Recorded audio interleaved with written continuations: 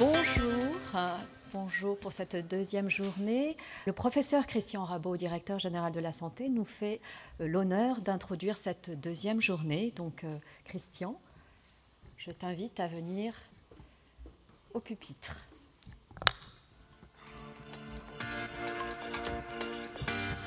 Merci. Madame la directrice générale, chère Caroline, mesdames, messieurs, chers collègues, chers amis, je suis très heureux d'être ici pour ouvrir cette deuxième journée des rencontres de Santé publique France. C'est une maison que je connais bien par mon propre parcours, puisque dans ma vie antérieure, en particulier quand j'ai été responsable du Séclin Est, à l'époque il y avait des Séclins, on n'était pas encore à l'ère des sépias, ça ne nous rajeunit pas. Mais à cette époque-là, effectivement, j'ai beaucoup travaillé et j'ai d'excellents souvenirs de tous les travaux qu'on a pu faire à l'époque avec ce qui était l'Institut de veille sanitaire. Je veux profiter de cette tribune d'abord et avant tout pour saluer l'engagement de Caroline Semaille, qui a pris ses fonctions récemment en tant que directrice générale de Santé publique France. Je salue aussi l'arrivée de Madame Sylvie Lemay, qui a été nommée présidente du conseil d'administration de Santé publique France de façon récente aussi. Mais j'oublie pas les gens qui les ont précédés. Geneviève Chêne, qui a dirigé Santé publique France pendant la période complexe de la Covid. Monsieur Coiplet, qui avait pris l'intérim du conseil d'administration. Mon prédécesseur, Jérôme Salomon, qui a accompagné à la fois pendant la crise, avant et après, les travaux de Santé publique France et qui a toujours, et je resterai sur cette même veine, soutenu les travaux de Santé publique France.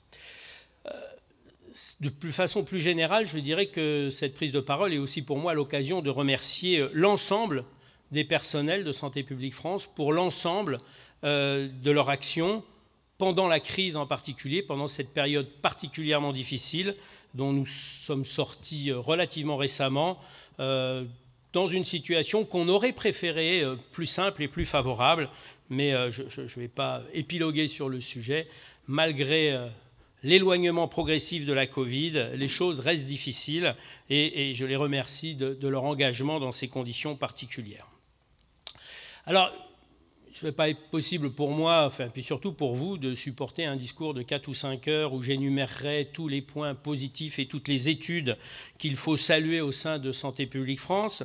Mais il me paraît important, malgré tout, d'insister sur quelques points, et quelques points en particulier de liaison entre Santé publique France, le ministère et la DGS, et en particulier dans un domaine qui est un domaine qui est celui pour lequel, en tout cas, on m'a confié la mission de DGS, qui est celui de la prévention, sur lequel on veut donner un élan nouveau, un élan plus important encore aux différentes actions engagées en France. On peut peut-être commencer par le tabac. On sait qu'il tue prématurément chaque année 75 000 Français, dont 45 000 par cancer, qui touche les populations les plus vulnérables. Notre objectif, vous le savez, est celui d'une première génération d'adultes sans tabac d'ici 2032.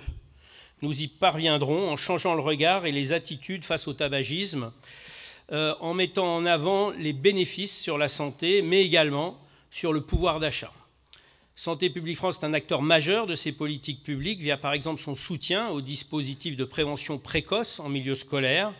Je citerai également ses campagnes de marketing ciblant les fumeurs et son dispositif d'aide à l'arrêt du tabac, Tabac Info Service, gratuit et accessible à tous.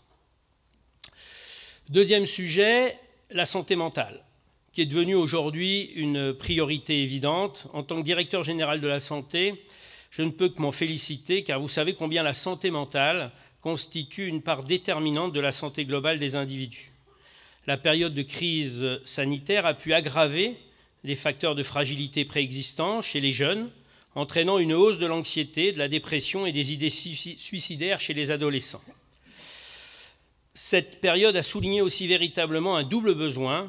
D'une part, le besoin de prévenir la souffrance psychique à tous les âges de la vie, et d'autre part, celui de mieux armer nos concitoyens pour qu'ils préservent leur santé mentale et construisent leur résilience face aux aléas. Je sais que cette édition des rencontres a donné une place importante à la santé mentale, en écho à ces préoccupations.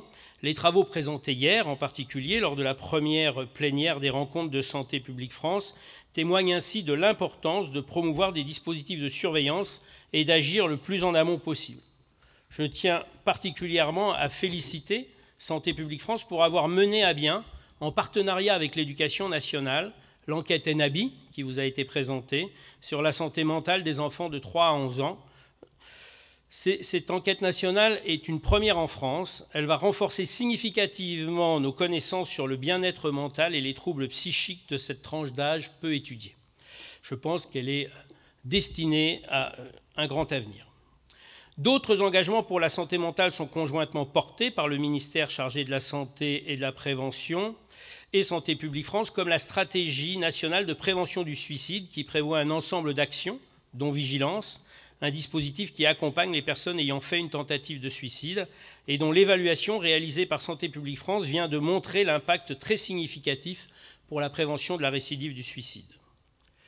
Autre champ de la prévention, Santé publique France a produit dans le cadre de la 2e édition de la Semaine de la santé sexuelle qui a eu lieu récemment, du 5 au 11 juin, une nouvelle campagne de communication ambitieuse autour de plusieurs thèmes, comme la prévention des IST, la contraception, et un thème à la fois plus nouveau et ô combien important, qui est celui du consentement. Et je tiens là encore à saluer cette campagne. Dans un tout autre domaine, la prévention des infections, que je connais bien et que j'affectionne en tant qu'infectiologue, qu'elles soient communautaires ou associées aux soins, et la lutte contre la résistance aux antibiotiques ont été des priorités. Et la stratégie nationale 2022-2025 de prévention des infections et de l'antibiorésistance en santé humaine, portée par le ministère, avec la contribution active de Santé publique France sur de nombreuses actions, a été élaborée à la faveur d'un large processus de concertation. Nous aurons cet après-midi, au sein du ministère, avec l'ensemble des parties prenantes, une nouvelle réunion sur ce sujet pour relancer les actions dans ce domaine. Parce que maîtriser le risque d'infection, notamment celle à bactéries résistantes aux antibiotiques, pourrait donc être à notre portée si nous modifions nos comportements. Pour ce faire, nous nous fixons des objectifs ambitieux à l'horizon 2025, à commencer par la réduction de la consommation d'antibiotiques en ville en France de 25% par rapport à 2019. C'est un objectif qu'on s'est déjà fixé, c'est un objectif effectivement difficile à atteindre, c'est un objectif qui ne pourra être atteint que si tout le monde prend sa part, bien sûr les personnels de santé, mais aussi l'ensemble de la population. Autre domaine de la prévention qui est celui des vaccinations. Vaccinations qui participent aussi d'ailleurs à la lutte contre l'antibiorésistance en évitant un certain nombre d'infections et donc de prescriptions inutiles d'antibiothérapie. La vaccination demeure un enjeu de santé publique majeur et une priorité du ministère de la Santé et de la Prévention. La réforme relative à l'extension de 3 à 11 vaccins obligatoires du nourrisson est rentrée en vigueur il y a maintenant un peu plus de 5 ans. Le 3e bilan annuel de cette réforme, auquel contribue Santé publique France, confirme la sécurité d'emploi des vaccins utilisés et montre une progression de la couverture vaccinale à 2 ans chez les enfants nés en 2018, mais plus intéressant encore, une augmentation de l'adhésion vaccinale à tous les âges de la vie. Comme vous le savez, l'ambition du gouvernement est de permettre une médecine de prévention renforcée et accessible à tous. Ainsi, une campagne de vaccination contre les infections à HPV en classe de 5e sera proposée dès cette rentrée. Santé publique France est à nos côtés pour relever le défi que pose l'évaluation de cette intervention en termes de couverture vaccinale. Je souhaite aussi profiter de cette nouvelle journée des rencontres de Santé publique France pour saluer le travail conduit par l'agence pour mieux connaître l'impact de l'environnement sur notre santé et promouvoir des comportements favorables à la santé en matière d'alimentation, d'activité physique et de risques environnementaux. Santé publique France contribue activement aux côtés d'autres agences comme l'ANSES. J'ai observé que lors de ces rencontres, 3 temps sont dédiés à l'impact de notre environnement sur notre santé.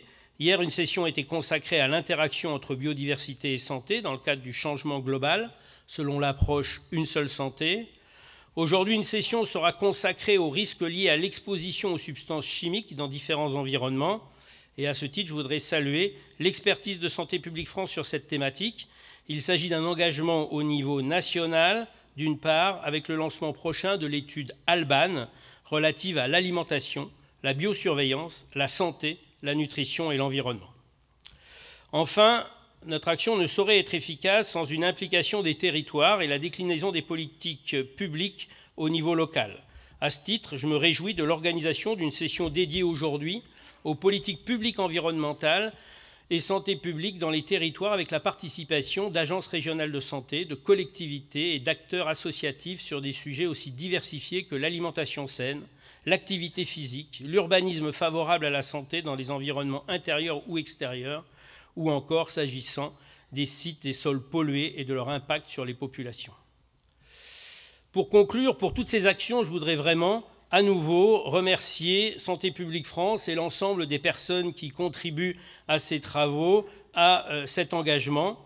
Je redis mon admiration et mon soutien personnel pour cet engagement. Je vous remercie pour votre attention. Je vous souhaite des échanges fructueux qui nous permettront, j'en suis sûr, de nourrir nos politiques respectives et de renforcer encore nos collaborations en faveur de la santé publique au bénéfice de tous nos concitoyens dans tous les territoires. Je vous remercie.